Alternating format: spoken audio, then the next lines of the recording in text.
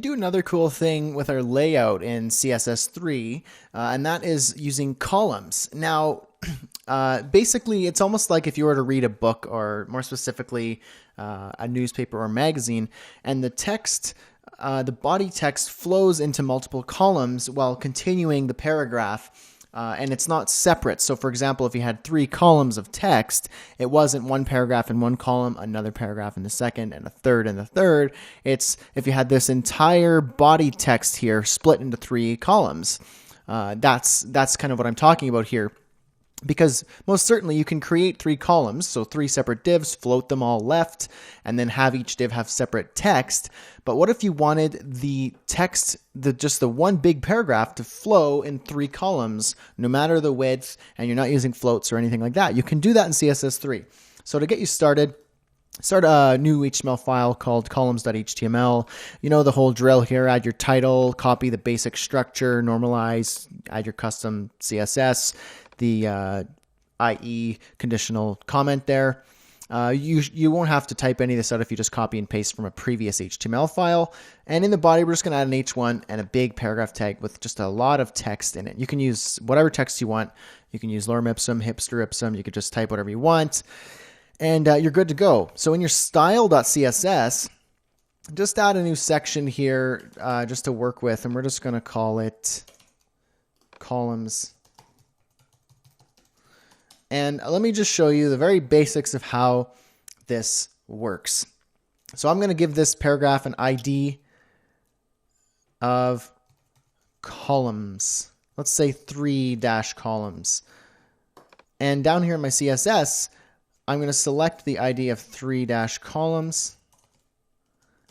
And in here, I'm going to use the CSS3 property column count. And I'm going to say 3. Now, if you didn't see a change, don't worry, because this is one of those CSS3 properties that aren't fully compatible in all browsers. In fact, it's quite a tricky one that you need to understand that doesn't work all across all browsers. But for the WebKit and Mozilla browsers, you can use the browser prefixes in order to make this work. But keep in mind that Internet Explorer 10 is the only version that works with CSS3 columns. So if you wanted WebKit to work, you just say WebKit column count, and that looks like this. So you got -WebKit -column -count, and then 3. If you're using Mozilla browser, -moz -column -count, and then 3. So that'll give you everything you need. This, you type that in your CSS. WebKit, Mozilla, and whatever works with just the default CSS3 will give you your 3 columns. So there you go. You have just basic 3 columns right there. And you can see if I resize this browser, the text will flow into its respective column no matter the width. Pretty cool. And if I were to select the text, it will just automatically flow into the next column. So that's a neat trick that you can use in CSS3. There are other properties that you can actually use with these columns, and it's good to show you. It's worth noting and showing you how to use them. So you have and I'm going to use the browser prefixes here because obviously that's important. We have another one called the column gap. And that is just the pixels that you want in between each column. So I could say 100 pixels, or actually let's use something smaller like 20 pixels. And I'm going to have to use the browser prefixes here as well because I can't see it unless I use the browser prefix. Whoops, I need to change this to column gap. And you can see here if I added 50 pixels, now I have 50 pixels of column gap. If I wanted it smaller, I can use say 10, and then this column gap would be 10 pixels. If I wanted it to be 0, then that column gap would be 0 pixels. And so that's how that one works. Again, you should use your browser prefixes here. So we've got moz column -gap and then 10 pixels and then column gap 10 pixels. So they're all consistent. And there we go. So we've got our column gap. And now another one is the column rule style. Now that's almost like adding a border in between your columns. So let's just see what that looks like. So column rule style. We can use like the border, so we can do dash, dotted, double, so on and so forth. We're going to say solid. And again, you're going to need to use your browser prefixes here. So WebKit column style solid. Sorry, we've got to add rule style. Lots of text here. So WebKit column rule style. You probably won't see this. There you go. Yeah, you can.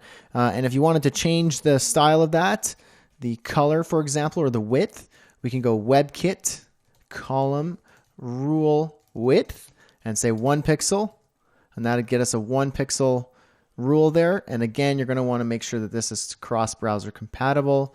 Moz column rule width, same deal. And then column rule width. Until all the browsers are up to speed with CSS3, unfortunately, you're going to have to do these browser prefixes because it is what it is. You know, if you want it to work across as many browsers as possible, it's important that you use your browser prefixes. Moz column rule width solid. So there we go. You can see we got lots of CSS just to give us some columns here. Now I'm going to add more column gap here. I'm just going to say 40 pixels in between the column gaps here to give us more space. Now you can also change the column rule color. So we got the WebKit column rule color, and we could do something like, let's go FC3. And you could see the color there. Or if you wanted it to be something a little more subtle, like DDD. There you go. Or if you wanted the column rule style to be dashed, you could do that, and that would have a dashed column rule style. Let me make that a bit darker there for you. You could see, you know, it kind of has a neat style there. So I'm just going to add, make sure these are all consistent.